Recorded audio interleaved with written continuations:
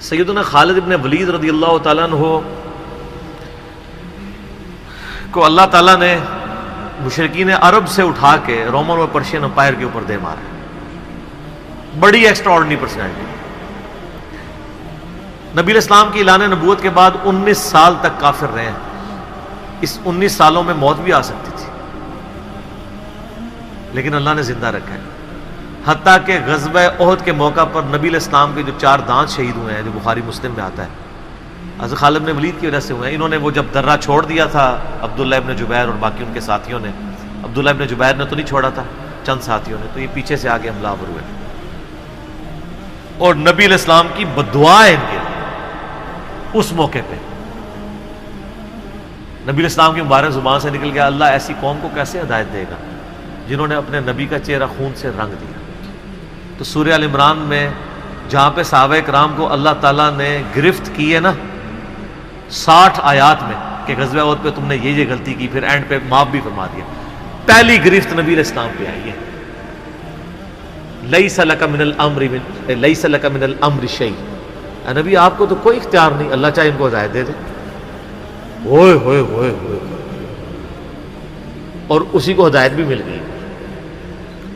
اسی پیگن کو اللہ نے اٹھایا ہے. پیگن انگلش میں کہتے ہیں بت پرست. آپ گوگل پہ جا کے لکھیں حضرت خالد بن ولید کا تعارف، کہ ایک عرب کا پیگن اللہ نے اٹھا کے اسے رومن اور پرشین امپائر لٹوا دیا.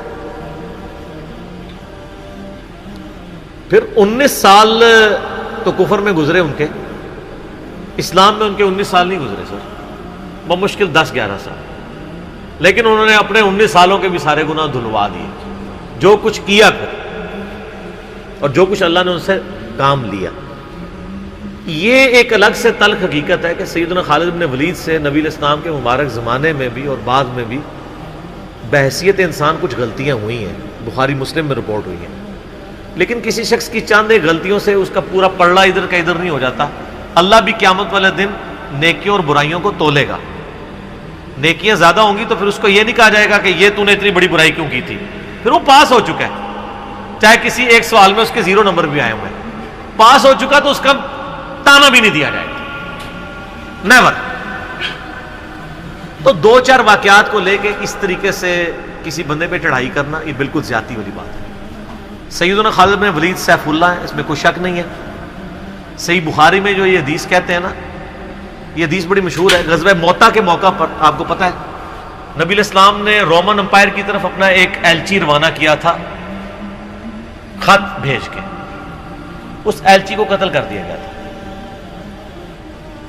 اور اس وقت ایلچی کا قتل اعلان جنگ ہوتا تھا.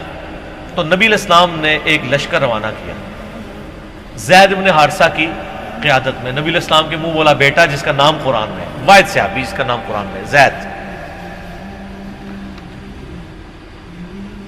لیکن ساتھ ہی آپ نے فرمایا، صحیح بخاری میں الفاظ ہیں کہ اگر زید فوت ہو جائے،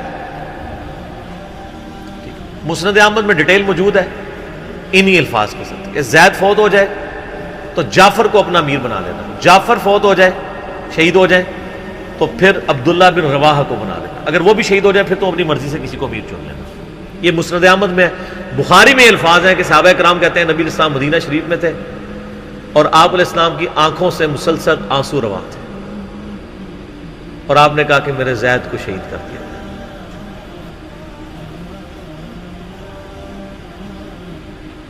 اب مسلمانوں کا پرچم جعفر نے تھام لیا. جعفر بھی حضور کے لاڈلے سے آپ کو پتہ ہے، جعفر طیار حضرت علی کے بھائی، جن کے بارے میں بخاری میں آتا ہے کہ ان کے 2 بازو کٹ گئے تھے تو آپ علیہ السلام فرمایا میں نے اسے جنت میں اڑتے ہوئے دیکھا، اللہ نے اس کو 2 پر دے دیے.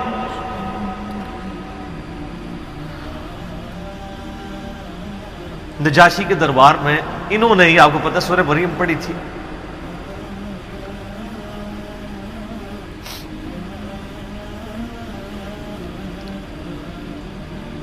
پھر آپ نے فرمایا کہ جعفر کو شہید کر دیا گیا. اب عبداللہ ابن رواحہ نے پرچم تھام لیا. پھر آپ نے فرمایا اسے بھی شہید کر دیا گیا. پھر آپ نے فرمایا اب اللہ کی تلواروں میں سے ایک تلوار کو مسلمانوں نے اپنا امیر چن لیا اور میں اللہ سے امید کرتا ہوں اللہ تعالیٰ اس کے ہاتھ پہ فتح دے گا، اور فتح ہو بھی گئی. یہ بخاری کی جو حدیث ہے نا، اس کے اوپر امام بخاری نے باب باندھا ہے مناقب خالد ابن ولید، حالانکہ اس میں خالد ابن ولید کا نام نہیں تھا، لیکن اس حدیث کے اوپر باب کیا باندھا؟ خالد ابن ولید، کیونکہ وہ سیف اللہ وہ تھے، سیوف من سیوف اللہ، اللہ کی تلواروں میں سے ایک تلوار کے ہاتھ میں جھنڈا آ گیا، اللہ تعالیٰ فتح دے دے گا، فتح ہو گئی۔ اس کے 3-4 طریقے بخاری میں، باقی طریق کے اندر نہ خالد بن ولید کا نام بھی موجود ہے کہ خالد بن ولید کے ہاتھ میں اب پرچم آ گیا، اللہ نے فتح دے دی۔ اچھا، اور وہ فتح یہ ہوئی کہ بہت بڑا لشکر سامنے سے آ گیا تھا، حضرت خالد بن ولید اپنے لشکر کو بچا کے واپس لے آئے۔ یہ غزوہ موتا تھا، اور صحیح بخاری میں آتا ہے کہ 9 تلواریں حضرت خالد کے ہاتھ میں ٹوٹی تھیں اس دن، 9 تلواریں اس جنگ کے اندر۔ واپس آ گئے، پھر بعد میں خیر وہ ایک رومن امپائر والا پھر یرموک پہ جا کے کنکلوژن ہوئی نا۔ یہاں پہ بخاری میں الفاظ ایک طریق میں خالد بن ولید ہیں، دوسری میں سیف اللہ، اور امام بخاری نے باب بھی باندھ دیا تو سیف اللہ ثابت ہو گیا۔ اسی حدیث کا جو طریق مسند احمد میں ہے، اس میں الفاظ ہیں اللہ کی تلواروں میں سے ایک تلوار خالد ابن ولید۔ جامعہ ترمذی میں ایک حدیث صحیح سند کے ساتھ ہے کہ نبی علیہ السلام کے سامنے سے حضرت خالد ابن ولید گزرے تو آپ نے فرمایا کہ خالد بن ولید کتنا نیک بندہ ہے اللہ کا، اللہ کی تلواروں میں سے ایک تلوار ہے۔ آپ دیکھیں جس شخص کے لیے نبی علیہ السلام کی مبارک زبان سے بددعا نکلی، اسی مبارک زبان سے ان کو اللہ کی تلوار کا قرار دے دیا گیا۔ ذالک فضل اللہ یؤتی من یشاء، یہ اللہ کی بے نیازی ہے۔ آپ تو کسی ایسے شخص کو معاف بھی نہ کرتے جس کی وجہ سے نبی کے 4 دانت شہید ہوئے، اللہ دیکھیں کیسے کیسے مجرمین کو معاف کر کے کس ایپیکس پہ فائز کر دیتے ہیں، بندے نہیں معاف کرتے۔ اس طریقے سے صحیح بخاری میں حدیث ہے، حضرت عبداللہ ابن عباس کہتے ہیں کہ مجھ سے سیف اللہ خالد ابن ولید نے خود یہ حدیث بیان کی، تو بخاری میں خود سیف اللہ لقب عبداللہ ابن عباس نے، کہ ایک دن حضرت خالد ابن ولید نبی علیہ السلام کی بیوی سیدہ میمونہ جو کہ میری خالہ بھی ہیں حضرت عبداللہ ابن عباس، ان کے ہاں نبی علیہ السلام کے پاس بیٹھے ہوئے تھے، تو انہوں نے بھونی ہوئی دب لا کے رکھی، عربی میں دب کہتے ہیں، دال با دب، اردو میں ہم اسے وہ گو، ویسے گو کا لفظ اپروپریٹ نہیں ہے، سانڈا لفظ ہے اصل میں، چھپکلی سے تھوڑی سی بڑی ہوتی ہے، حلال ہے کیونکہ یہ سبزی خور ہے، ہاں یہ سبزی خور ہے، عربی بڑے شوق سے کھاتے ہیں گو، دب کہتے ہیں۔ آپ یوٹیوب پہ بھی دب لکھیں نا تو پوری عربیوں کی ویڈیوز کھل جائیں گی۔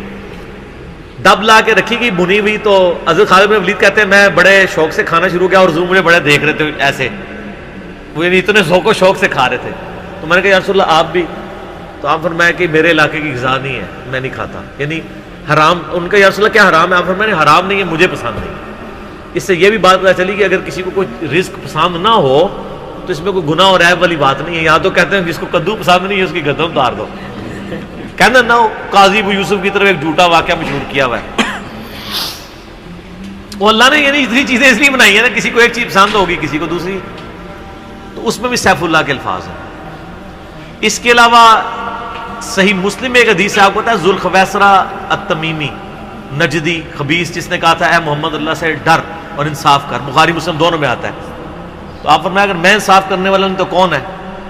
تو وہاں پہ الفاظ ہیں مسلم شریف میں، یہ بخاری میں بھی حدیث ہے، مسلم کے الفاظ ہیں کہ حضرت عمر فاروق رضی اللہ عنہ کا یا رسول اللہ اجازت ہے میں اس منافق کی گردن اڑا دوں، اور وہاں پہ الفاظ ہیں پھر سیف اللہ خالد کھڑے ہوئے، وہاں بھی لفظ ہے سیف اللہ، انہوں نے کہا یا رسول اللہ اجازت دیں، آپ فرمایا چھوڑ دو، لوگ کہیں گے یہ اپنے ساتھیوں کو مرواتا ہے، کوئی کلمہ گو تو تھا نا وہ، اس کی نسل سے بھی لوگ پیدا ہوں گے، ان کے خلاف قتال کرنے والے مخلوق کے بہترین لوگ ہوں گے۔